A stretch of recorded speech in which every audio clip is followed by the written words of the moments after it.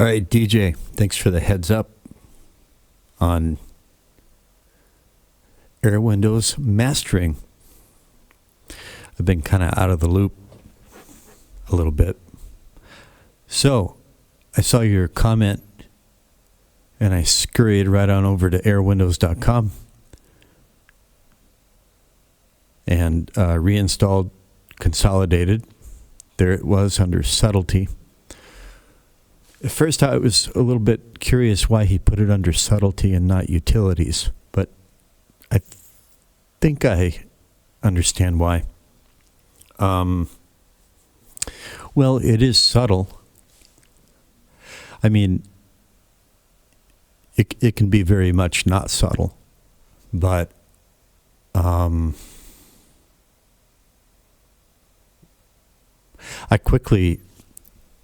think I quickly found sort of hit on the way that I'm going to use it, which is in a subtle way. And so in a nutshell, that would be, all right, so this morning before I posted the last Mixers log video, I had this down peaking at minus 14 on the LUFS meter. And after calibrating this mastering tool, peaking around minus 13.7. So a slight boost in volume, but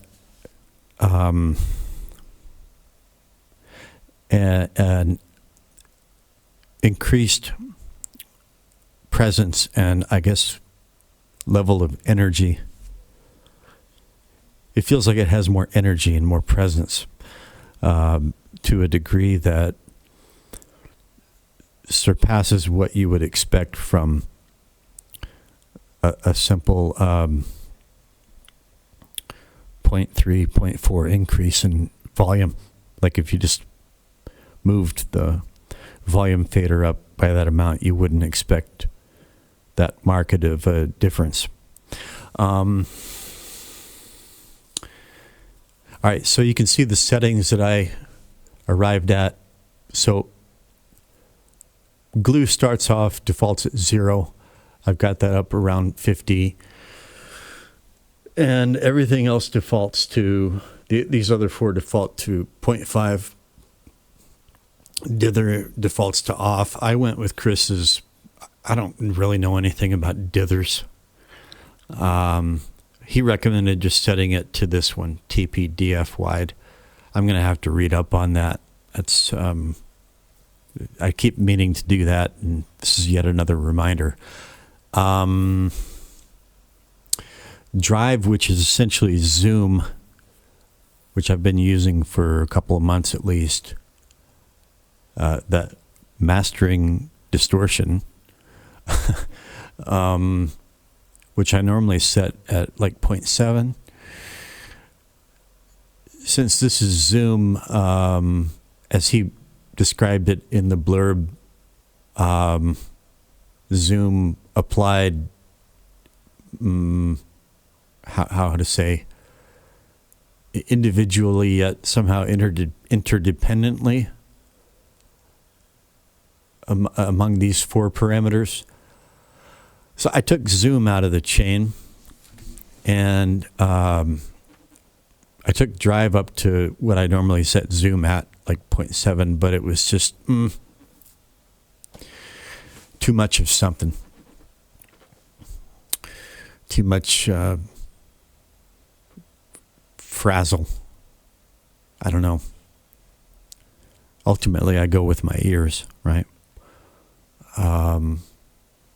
Okay, so glue, he essentially recommended somewhere in the middle. Scope, I was kind of taken aback by what happens with scope when you crank it up.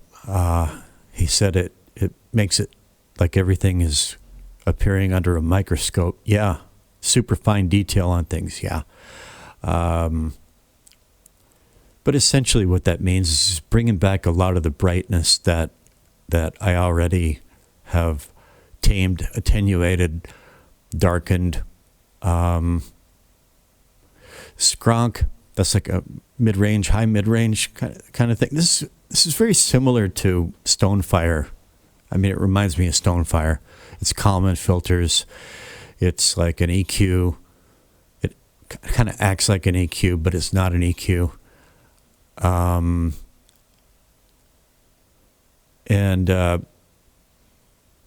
So as you see, I got scope up to 0.69, Skronk down to 0.39.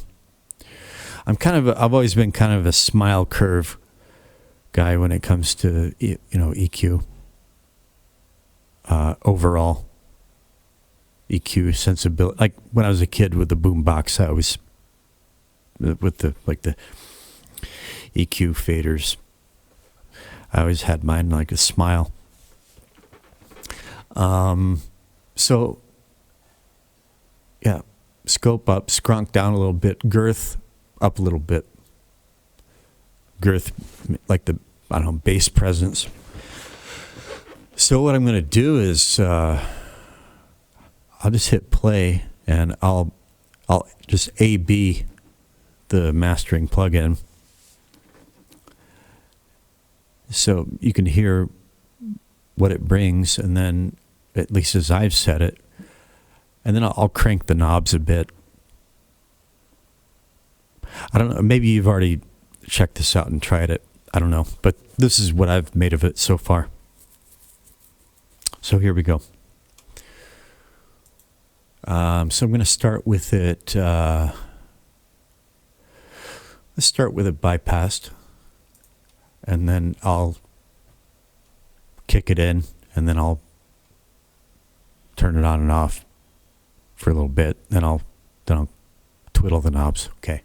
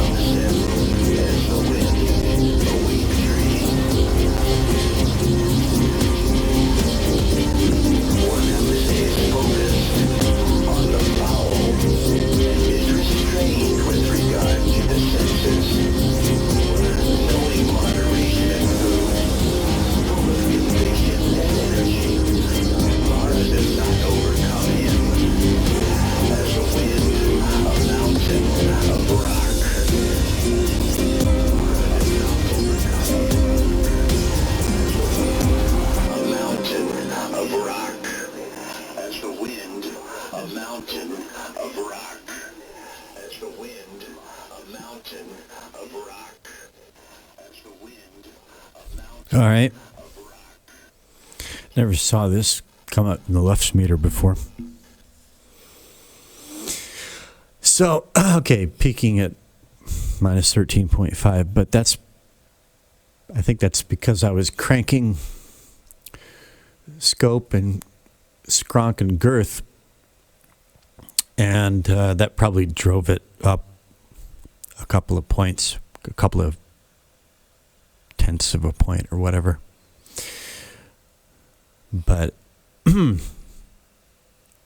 as these settings sit, it should be peaking around minus 13.7, which is fine. I mean, that's nothing to sweat. Interestingly enough, when you got meter sweeping along without playback, because scope is turned up a little bit, you've got these little tiny overslew spike nubs appearing. Yeah, I mean, I tell you that I always kind of go with my ears, but that's kind of beside the point of some of this, right? I need to bear that in mind. I mean, this shit I can't hear right now, but it's happening. So,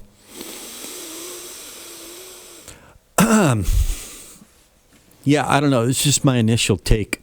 I'd like to know your thoughts on it, and I appreciated hearing your mixed feedback. I mean, that's invaluable. It's hard to get to ask people to. I mean, I just don't ask anymore. That's like something I would never. Hey, could you take this out and listen to it through your smartphone while you're driving your car or your van or whatever? It's like, yeah. I forget how you worded it, but I'm actually not totally clear on what you meant, but I think I have some idea. I think there are some phasing issues here. I'm going to have to take this over to the monitor speaker station when I come back to it and like listen to it as close to a proper monitoring situation as I can get. And when I played it through my phone speakers, there was just a lot of weird stuff happening phasing wise. So now that not necessarily a bad thing. It just remains to be seen. But just for now that I mentioned studio monitoring, right? This is one thing I haven't done yet is to go ahead and insert cans. See how this sounds. Is that under utilities, I think? Utility. Yeah, cans. And I think Studio B. I'm partial to Studio B. And I forget what I had these set at, but I think diffuse, I forget. Well, let's just have a listen to it as is.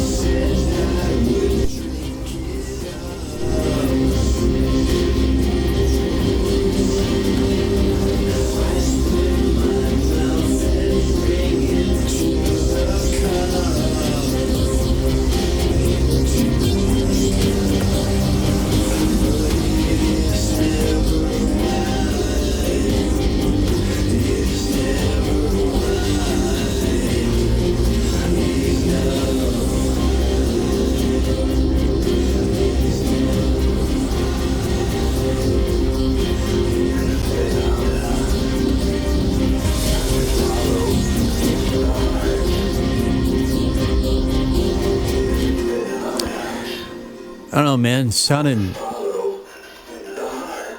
Hang on.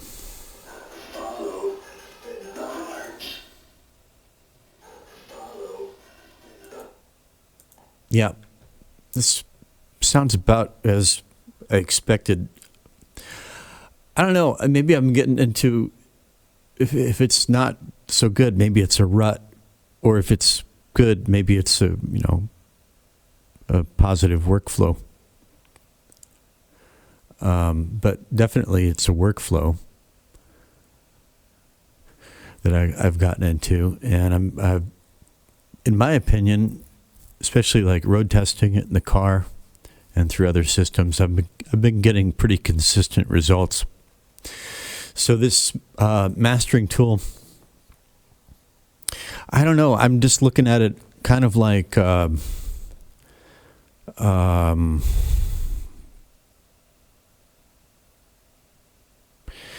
me, it's kind of like Stonefire meets Zoom. Kind of a enhanced Zoom is the way I'm feeling about it, and kind of the way I'm looking at it. Well, obviously with a lot more versatility than just Zoom, obviously. But the way I'm using it is, I don't know, like kind of like, yeah, enhanced Zoom. But anyway, it's cool. It's definitely a useful tool. And I anticipate finding further uses for it as I go along. Anyway, thanks for the heads up. Just wanted to put this up there real quick before I got to go to work. Hope you're doing well, man. It was nice to get your comment, as always. And I'll catch you next time. Over and out.